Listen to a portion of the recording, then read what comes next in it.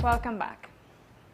In yesterday's post-cabinet meeting, Minister of Works and Transport, Jack Warner, announced that by the end of the year, this government would take a bill to ban the use of mobile phones while driving.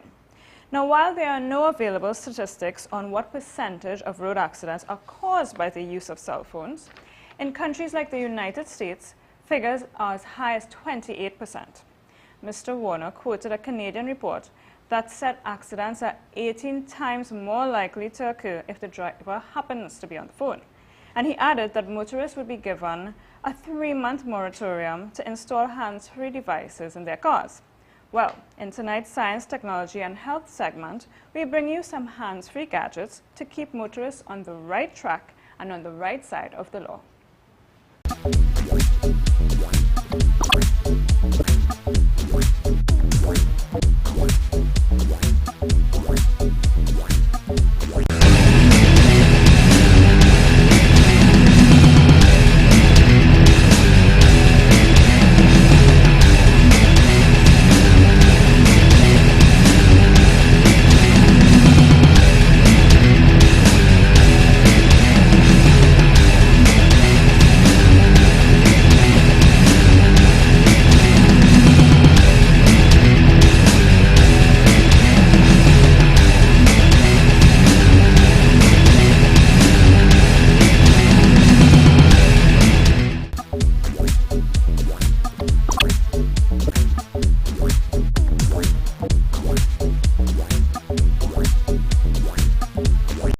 Although the ban is not yet set in stone, WE News encourages our viewers to use good judgment when it comes to your safety and the safety of others.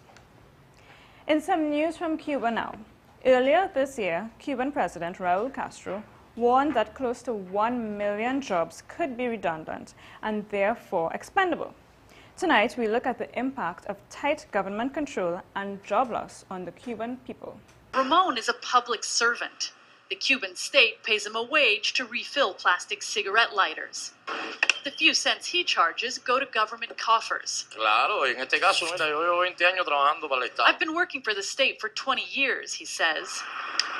Just one example of the extent to which the state controls economic activity in communist Cuba.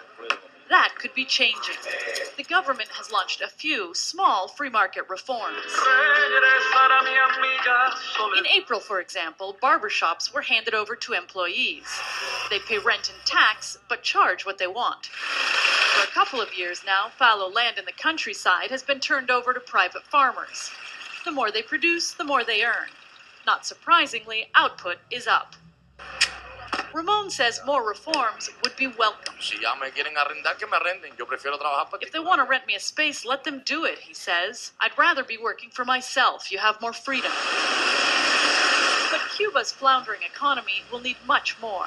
President Raul Castro shocked the country earlier this year when he warned that up to 1 million jobs could be redundant.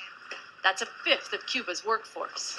Faced with a growing budget deficit, some workers have already been reassigned or laid off.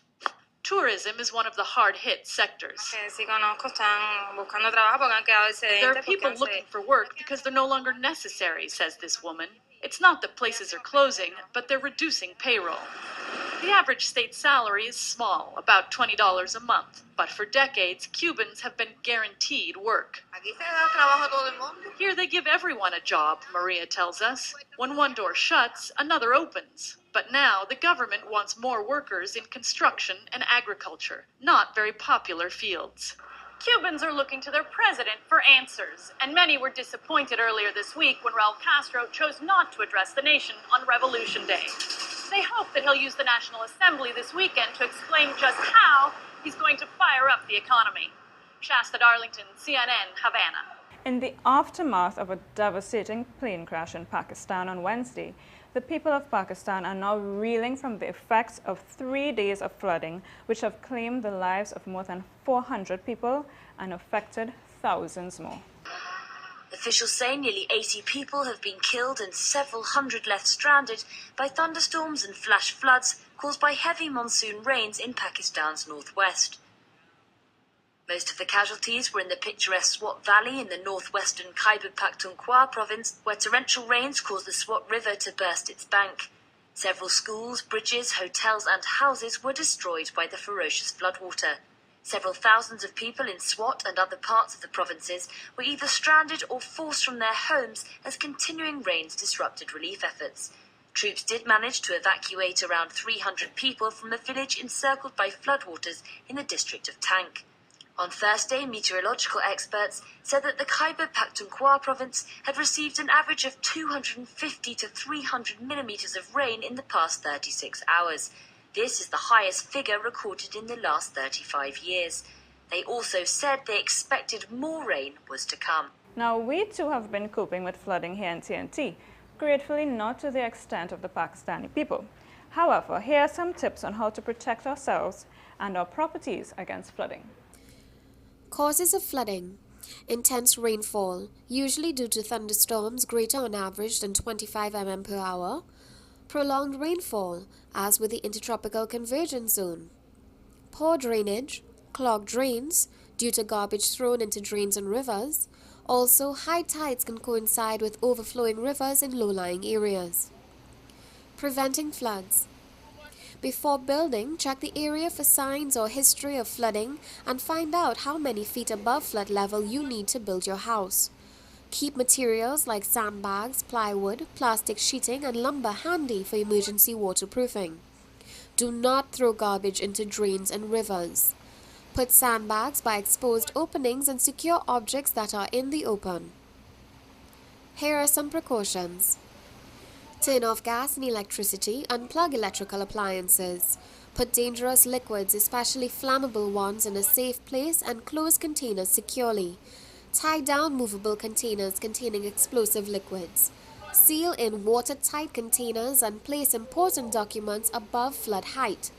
Take furniture to upper floors or raise on sturdy tables. Drive vehicles to places that will not be flooded. Have the following important supplies ready at a safe place: food, drinking water, first aid equipment, medication, bucket, cloth, scrubbers, spades, shovels, tools, flashlights, covers and blankets, wooden planks and nails, sandbags if available. Also remember to boil all water before drinking. Being prepared is in everyone's interest, so make sure you take stock of those tips. Elsewhere in the world, undoubtedly China is experiencing a major boom right now. But as we see in tonight's environmental feature, China's industry comes at a huge price, and that price is the decline of the air quality and the resulting impact on the people.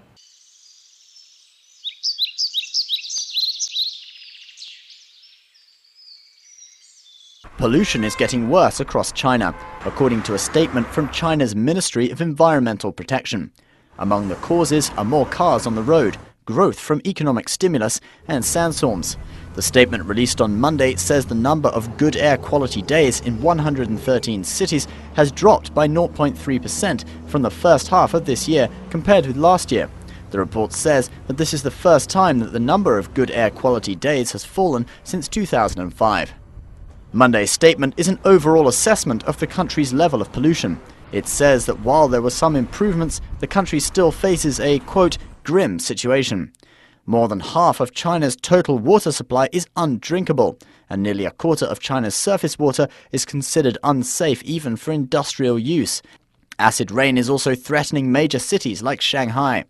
Over the past 3 decades, China's environment has been plagued by worsening pollution as the communist regime pushes for economic growth but fails to enforce environmental regulations.